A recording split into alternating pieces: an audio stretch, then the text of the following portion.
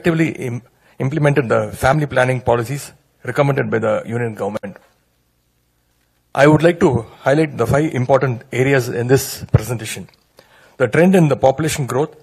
Number 2, the history of delimitation exercises. Number 3, the possible delimitation scenarios. Number 4, the impact on states like us. And number 5, the why we need to join hands right now.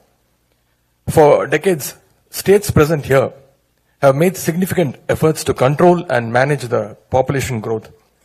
We introduced policies, raised awareness, and achieved what the nation aimed for, a stable population growth. While some other states continued to experience rapid population growth, we acted responsibly. As a result, we reached the population replacement rate much earlier than many other states. But instead of being rewarded for this achievement, we are now at the risk of losing our political representation.